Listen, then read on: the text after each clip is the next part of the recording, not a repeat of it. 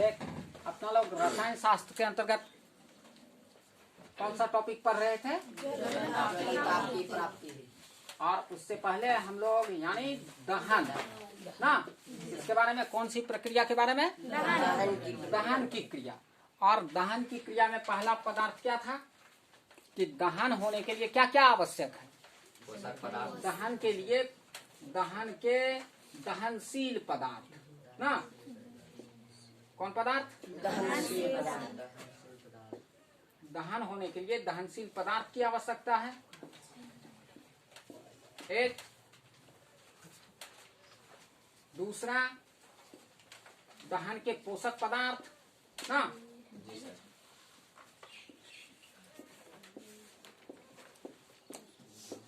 दहन के पोषक पदार्थ, और तीसरा ज्वलनता ना।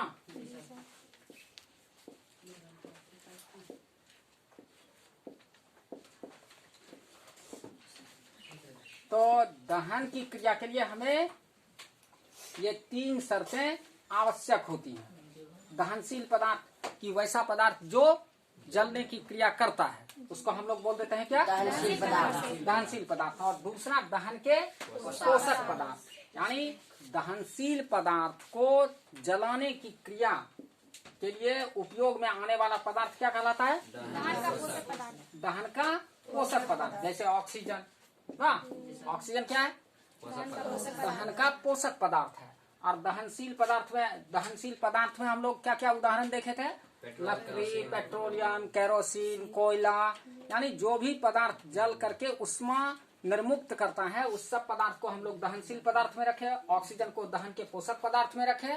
और अब तीसरा कारक, दहन के लिए तीसरा कारक कौन है? ज्वलनताप।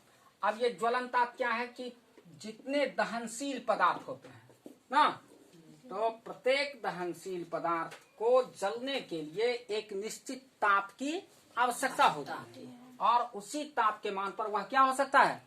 जल सकता है। तो जैसे कोई भी पदार्थ है, और जब तक वो अपना ज्वलन ताप प्राप्त नहीं करेगा तब तक वो दहन की क्रिया नहीं करेगा।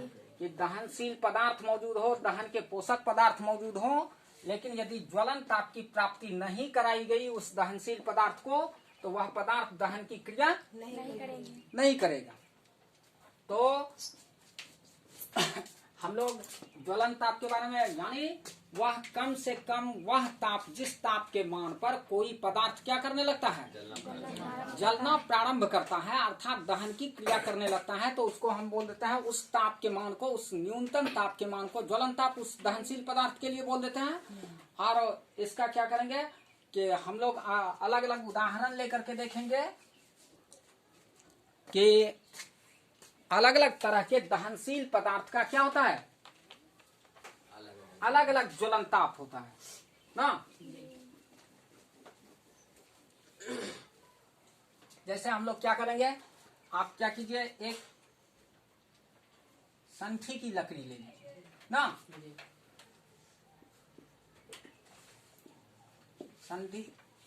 संठी की लकड़ी।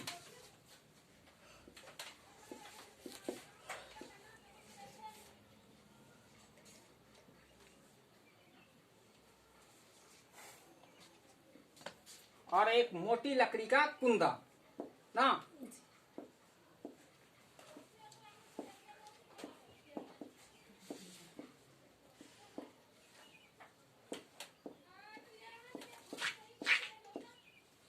अब देखिए हम लोग क्या करेंगे, एक दिया सलाई जलाएंगे ना, और उस दिया जलती हुई तीली को, दिया सलाई के जलती हुई तीली को संठी की लकड़ी के पास लेके जाएंगे, और फिर दिया सलाई की तीली को क्या करेंगे, एक दूसरी तीली को किसके पास? लकड़ी के मोटे कुंदे के पास लेकर जाएंगे। तो अब हम देखेंगे कि थोड़ी देर के बाद क्या संठी की लकड़ी जलने लगती है।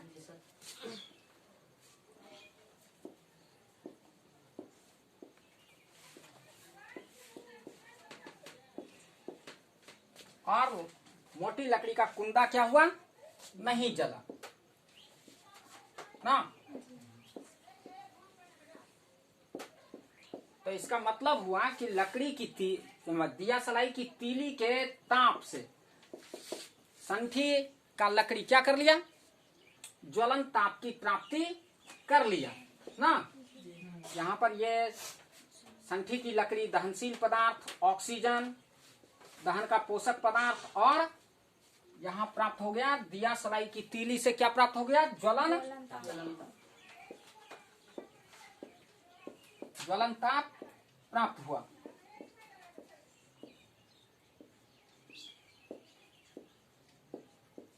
जिसकी वजह से यहाँ क्या होने लगा, दहन की प्रक्रिया होने लगी, यानी संठी की लकड़ी क्या होने लगी, जलने लगी।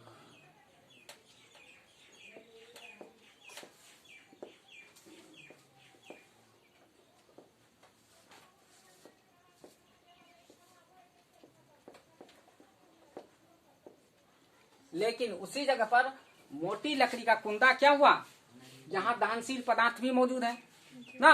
लकड़ी का मोटा कुंदा भी जल सकता है और ऑक्सीजन भी क्या है, मौजूद है। तो दहन का पोषक पदार्थ भी मौजूद, अब दहनशील पदार्थ भी मौजूद, लेकिन तीसरा कारक कौन सा कारक, ज्वलन ताप की प्राप्ति। माचिस की तीली ने लकड़ी के कुंदे को ज्वलन ताप की प्राप्ति नहीं करवा पाया, जिसकी वजह से लकड़ी का कुंदा ज्वलन ताप की प्राप्ति नहीं हुई ना।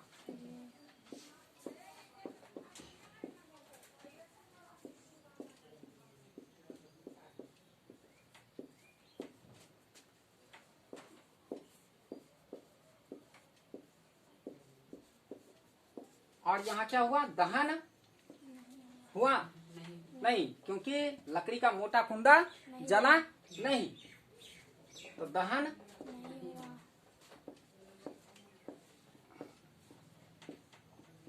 तो इस तरीके से हम देखते हैं कि यदि कहीं पर भी दहन की प्रक्रिया हो तो उस दहन की प्रक्रिया में हमें कितने चीजों की आवश्यकता है, कि दहनशील पदार्थ होना आवश्यक है, दहन का पोषक पदार्थ होना आवश्यक है, और उस दहनशील पदार्थ का जितना ज्वलन ताप है उस ताप के मान को प्राप्त करना आवश्यक है। यदि ऐसा नहीं हो रहा है तो दहन की क्रिया नहीं होगी, और दहन पदार्थ यदि दहनशील भी है तो वह जलेगा नहीं।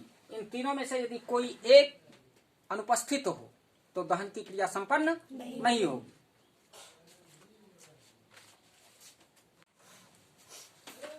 अब देखो, अब हम लोग ज्वलन ताप की प्राप्ति के लिए दूसरे उदाहरण की व्याख्या करेंगे। तो हम लोगों ने क्या लिखा था कि एक कपड़ा, सबसे पहले क्या क्या किसका मिश्रण लेंगे, नहीं, जल और केरोसिन, जल और एल्कोहल का, जल और उसमें मिला दिए क्या, एल्कोहल, ठीक है। अब इस जल और एल्कोहल के मिश्रण में हम क्या करेंगे, एक कपड़े के टुकड़े को भिगो लेंगे ना।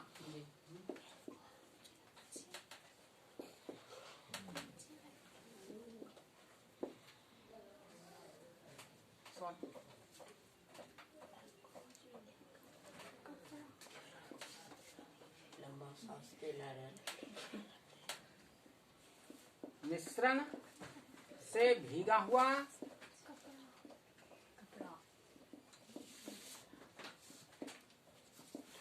कपड़ा। अब देख, अब इसमें हम लोग क्या करेंगे, इसमें क्या क्या मौजूद है, इसमें जल भी मौजूद है और एल्कोहल भी मौजूद है, क्योंकि हमने कपड़े को किसमें भिगोया है, जल और एल्कोहल के मिश्रण।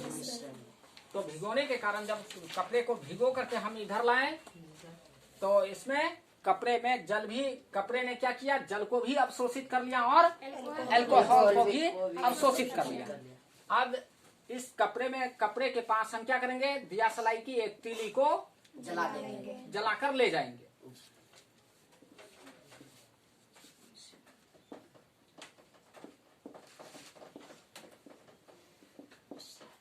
दिया सलाई की जलती तीली।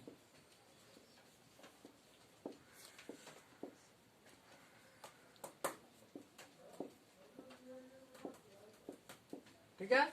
अब देख कि यहां पर हमें दो तरह का दहनशील पदार्थ है, एक तो अल्कोहल और दूसरा कपड़ा। जल नहीं, जल में हम लोग जल्दी आग नहीं लगा पाते हैं।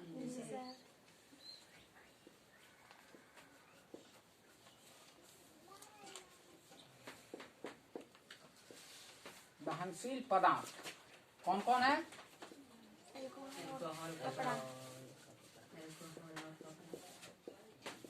दहनशील पदार्थ के रूप में हमारा एक अल्कोहल हो गया और दूसरा कपड़ा हो गया दूसरा कपड़ा ना। अब देख, जब हम दिया सलाई की तीली को कहाँ ले गए? मिश्रण से भीगे कपड़े के पास ले गए तो कपड़ा क्या होने लगा?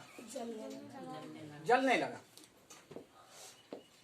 तो कपड़ा जलने लगा कि कपड़ा में मौजूद अल्कोहल जलने लगा? कौन जलने लगा? कपड़ा में मौजूद अल्कोहल जलने लगा।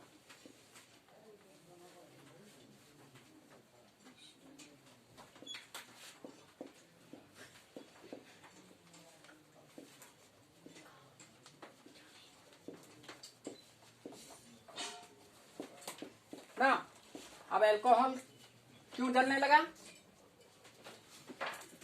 अल्कोहल इसलिए जलने लगा क्योंकि इसके ज्वलन ताप का मान क्या था?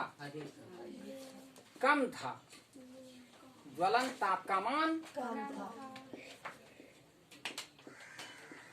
कम ना।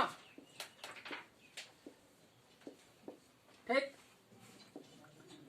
लेकिन कपड़ा आज क्या हुआ? कुछ देर के बाद बुझ गया।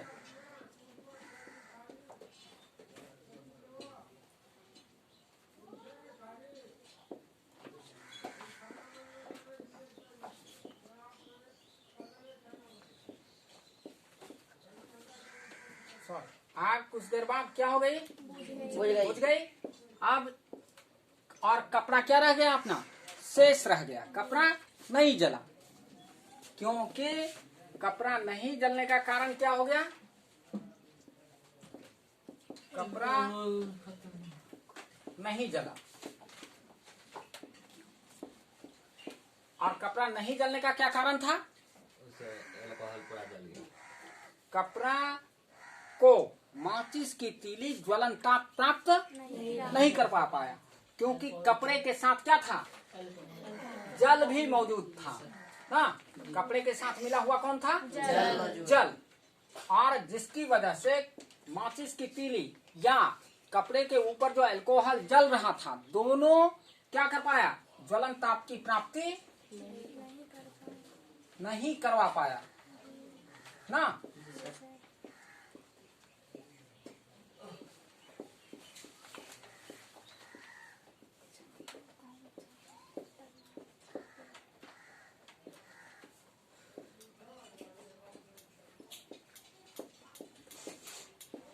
इस तरीके से क्या हो गया कि कपड़ा शेष बच गया और वहां मौजूद अल्कोहल पूर्ण रूप से क्या हो गया? जल गया।